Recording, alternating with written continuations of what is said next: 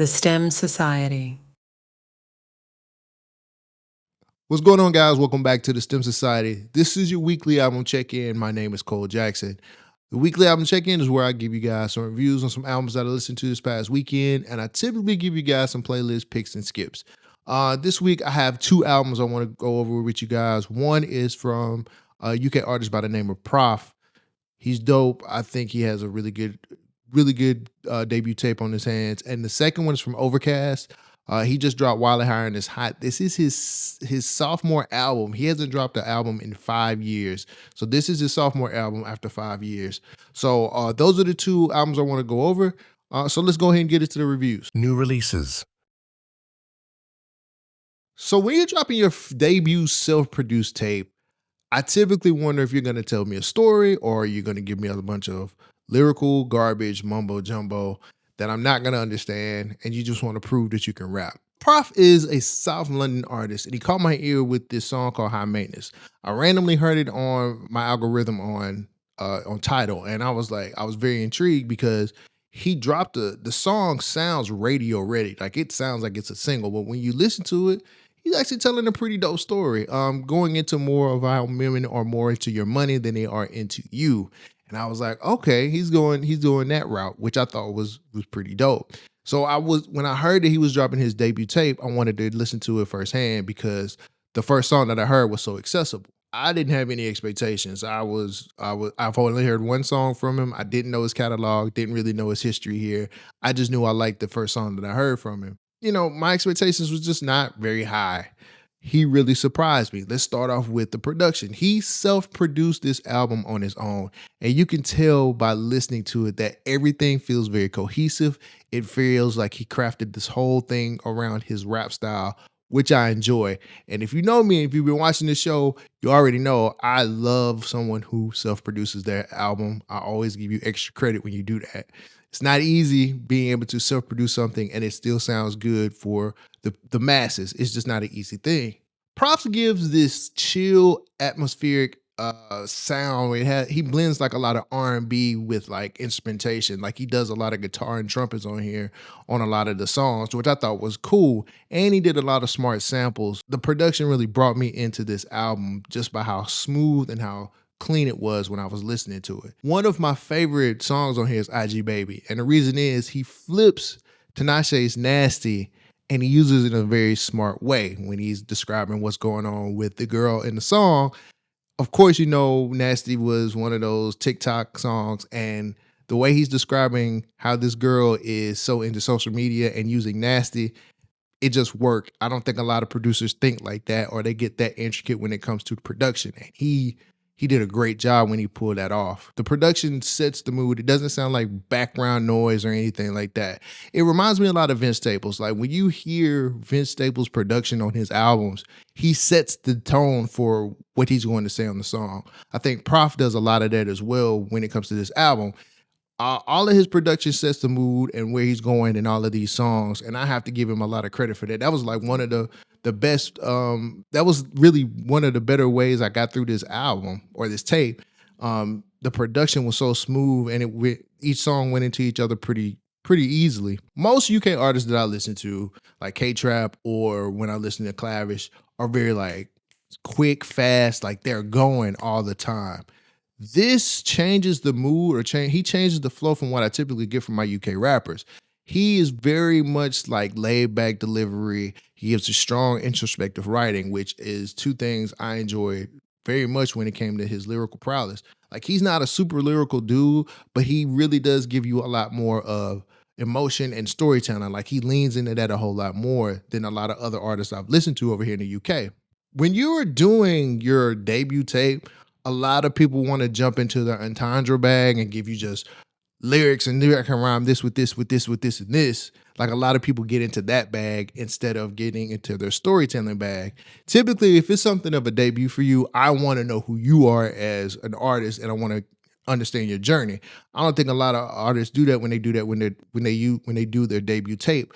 I think they really want to show us how much they can rap, and it's just like, oh man, like I can go just as good as the other one. Like, I'm on my Eminem shit. Like, I don't want that. Like if I'm just now finding out about you, I want to know who you are. I want to know your story, and I want to get invested in you as an artist, so I can listen to the next album. And the next album, you can go into that lyrical bag or that entendre bag all you want to. But I don't think he's that type of artist. He really gives me more of a laid back, chill vibe, and I love that about this album. Proph has one of my favorite songs of the year. Hero's Demo is a heartfelt, like self-aware song where he gets into this story about wanting to be accepted by his peers and trying to make it in rap. And I don't think enough artists talk about their struggle or how they really want to feel appreciated by their peers when it comes to hip hop or when it comes to rap. Like he goes into a lot of name dropping. He name drops Dave, Skepta, and he just talks about how a lot of these artists accepted him or told him how dope his tape was and how it made him feel. When he was younger, his dad said he would never make it in rap. And when you have a relatable story like that on your album, bro, you're gonna pull me in every time. And that was such like I listened to that song maybe 10 times when I first heard the tape because it was so endearing and it really brought me into his world. And I thought, yo, I feel like that as a content creator. There are times when I just want to feel accepted or I want to hear somebody say, hey, that was a great job, or you got a dope podcast, or blase, blase, blah. And that song is one of from the sample that he used, which is like this singing. I don't know where he got the sample from, but to his storytelling on that song, it's just one of my favorite songs of 2025. There's nothing out there beating it right now. The album's just not storytelling. Like he does get into his radio friendly accessibility bag, if that makes sense. Like High G Baby and High Maintenance are more of like your gateway into getting into this tape. And I like that because if you get too deep into this album, you might get scared. Like if you start off with the storytelling stuff, I think it would probably scare a lot of people away. So I was glad he gave us more accessible songs so people can get into this album and actually get a kind of like a feel for what type of artist he is.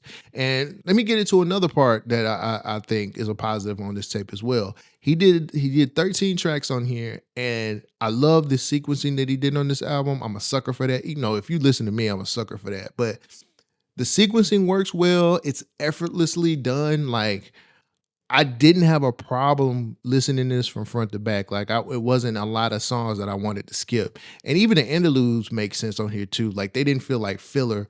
And I've never been a fan of I hate interludes. I just hate interludes. But when they're done correctly, you can actually make the album flow a whole lot better. Even though I listened to this from front to back, there were a couple of skips on here. The song Clouds and Sometimes they just didn't hit as hard. Like they just didn't work for me. Uh they were okay. It's just I just didn't want to hear them. It's just I don't think it really I don't want to say it was the production. I didn't care for what he was talking about in either one of those songs. But overall, the album is tight, it's clean, and it's confident. And that's what I like about it as well. Like Proph is very confident in what he's telling us, especially bringing us into his world. And a lot of you can tell when an artist is not really confident about talking about personal shit. And that's another reason this is so good. Like he really gets into his introspective bag, and I want to let you guys know my story, and I'm going to tell it to you, and you may or may not like it. And I really respected that coming from Proph, and I think he's going to be somebody who's going to continue to do this for a long time. So my final verdict, this is certified heat, man. Proph showed us that simple storytelling is way better than just an entendre fest of different bags you can get in when it comes to rapping. He controlled the mood of the album with his production. I really enjoyed that the most. Self-produced albums are not easy. I know I keep reiterating that, but it's the truth. When you self-produce something, it's typically for your ears and maybe your homies. But when you have a whole lot of different people who have to listen to this and accept it, it's just a way harder thing. And I think the storytelling mixed with his production gave us a lot more of it just felt more personal. It felt more intentional. And that was the biggest reason I think this is an outstanding debut tape. I think Proph's going to be here for a long time. I think he's going to be one of the names people are going to be talking about when it comes to UK rap. He did an outstanding job on this, and I can't wait to listen to his second tape. or a second album or whatever it is. I'm trying to figure out the lingo here. But if you haven't heard Hurts the New Sexy, go out and listen to it. It's on your DSPs right now. Ovrkast is a rapper producer out of Oakland, California. And I did not know that he was a rapper. Didn't know that he rapped. I knew that he was a producer. Most recently, he produced songs for Drake's For All the Dogs, the Scary Hours edition. So I only knew him as that. I never knew he had a first album. This album that he dropped is his second album. And I was very interested to see what he could do as a rapper. So I wanted to take a listen. The album is called Why the Iron is Hot. It's 13 tracks, 28 minutes long. Now, I didn't really have a lot of expectations for this because I just didn't know he could rap. I didn't know that he could rap. I didn't know that was like his bag. I didn't even know that he was featured on some songs that I like. So I really was just kind of going in very blind and not really knowing what I was going to get from this album. So let's start with the obvious, the production. Since he's a producer, let's start on that side of things. He has these crazy vibes on here that this kind of goes up and down. I'll start with this first real song on here, Truth. Yeah, he had this haunting sample on there that I really enjoyed, and I thought that was really dope. There's minimum to no drums on here, which that tends to be like what's popular with a lot of producers these days. And he was clearly talking about shaking some things up. Now, I felt a lot more Steve Lacy from this song than anything else. Like, it just gave me Steve Lacy vibes, and I like Steve Lacy. So the song is very cool. Production-wise, I think it was solid. It was that sample that kept going on and on in my head, and I really enjoyed that. But when you move into songs like Small Talk, which gave me more of a trumpet-heavy, soulful type beat, it moved into more Smino type energy.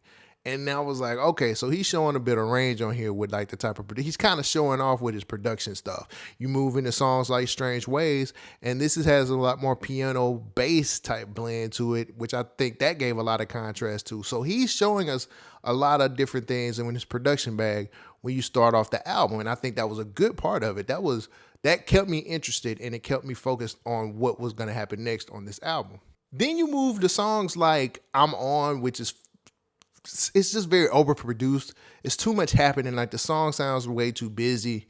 So I was like, okay, he took a step back on that one. Then you have a song like Dog Days on here where the beat sounds very chaotic, and it just sounds like it's a little bit all over the place. Even though Saba floated on that song, like he slid for real on that song. I love Saba. He's one of my favorite artists in the last 5 years. He's been he's been doing a great job. And he does have one of the albums of the year in 2025. Several songs on this album feel like unfinished loops or demo sketches. And he's produced for Drake before. So I'm saying, if you understand how to produce for people like Drake, why don't you take that and put it into your own album? I think that he is a very wonderful producer, and he has a lot of ideas. But when it comes to a lot of these songs, they feel unfinished, or they feel like you don't get a lot out of them. Like, a lot of these songs are over before you can really breathe. You know, he don't let the song breathe. Like, it's just, a lot of these songs are under 2 minutes and 30 seconds. And with new artists these days, that's one of my biggest gripes I have. Like, nobody wants to make a song 3 minutes anymore, or nobody wants to put a third verse on songs anymore. He had some very solid productions that would have really, he had a lot of solid production on here that really would have sounded better if he would have made a third verse or made the song longer than 2 minutes and 30 seconds. Let's step into one of the more disappointing parts of the album, which is the lyrics. Ovrkast is not a super lyrical guy. He's not. He does a lot of relatable raps, and he does a lot of like low tone delivery on a lot of his songs, but that don't work for me. Especially when your production overpowers your rhyming. Like, I need a nice balance, and I didn't get that throughout the whole album. Like, it was a lot of just super, I'm too cool, or I'm super low key when it comes to like my raps, and I really want to hear more. Like, he fits into that JPEG Mafia AG Club bag, and they are loud and they're boisterous and they deliver like super strong, and that's what I like when you get into this kind of lane. So there's some good stuff on here. When I think about songs that I really enjoyed, Mavi Cast was a very good song. One of the better storytelling songs on here. I think Mavi killed his feature on here as well. That was a outstanding song. Spike Lee shifts more into a heartfelt shout out to his mom and her believing in the potential that he had. I like that song. The 6 a.m. song was vulnerable, but very short, and he's just talking about how long he works on his craft. He starts, he stays up all night to work on rapping, and he's up till 6 a.m. And those are the songs that really touched me, or I really thought were great on this album. Something that should never happen on your album is when your features outshine you. I just feel like when you're the star of the show, you're supposed to be the one leading the way. He had a lot of features on here that just outshine him a lot on a lot of his songs, and I think that has a lot to do with his low-key delivery. Samara Sin, one of my favorite features on the song. She matched his energy. They actually had great chemistry on Small Talk, and I really enjoyed that track. That was one of my favorite tracks on here. Vince Staples' feature on here, another one of my favorite ones. And you know what you're getting from Vince Staples. High-level rapping. You're most definitely going to get precision shit. Like, I even like the flow that he had on here. Like, he went into a different little pocket when he was flowing on here. I think Vince Staples did a tremendous job. And Saba on Strange Days, I kind of covered that earlier, but I think Saba is very underrated as a rapper. I think Saba gives us a very good performance as a feature on this album as well. Sonically, the album is there, but it feels like a beat tape with features, if that makes any sense to you. Like, he's very consistent in his beats, but just my problem is it just doesn't, he don't let it breathe, bro. Like, he just don't let the songs go a little bit longer, give me a little bit more beat after they rhyming. If you're not going to give me a third verse, at least give me more of some of that production that you have on here. But it really does sound like he made a beat tape and he was just like, all right, let me call my friends over here. We're going to rap over this stuff. And your production should never overpower your rhyming. Now, the features stood out, but for him being the star or being the spotlight of the album, the beats or the production really overpowered his flow, and that took me out of it. That was one thing I just did not enjoy about this album. Lyrically, he ain't there yet. He needs a little bit more time to, I guess, flesh out his delivery. It just wasn't as hard as his production was on here. I know I sound like a broken record, but a lot of his production outweighed his rhyming on here, and that's what took me out of the album. At the end of the day, though, I did find a lot of great songs on here. I did have some songs that I would most definitely put in a playlist. It's not trash, but it's pretty average. So I have to give this a respectable drop. I think it was a solid album. It's enjoyable, but it's just not groundbreaking, and I know he could do more, which kind of makes me understand why it took him 5 years to come out with his sophomore album. I think he knew he wanted to do a rap album, but I just feel like he was too cool to do it, or he's done so many cool things as a producer. It just felt like he wasn't really all the way there. But I really thought this was a solid effort. So if you haven't heard While the Iron's Hot yet, it's out here on your DSPs right now. I'm not gonna do picks and skips this week. I'm trying to refine that part of the show so it can come off a little bit better. So you're only gonna get 2 reviews this week, and that's it. Thank you guys for joining the show. I really appreciate it. I hope you guys have a great rest of your week. Make sure you're supporting me by subscribing to the channel. Make sure you give me some likes and comment. Let me know what albums you enjoyed this past week. Put them in the comments and let's have a conversation about it. Thank you guys for your support, and I'll catch you next episode. Peace out. Thank you for joining the STEM Society.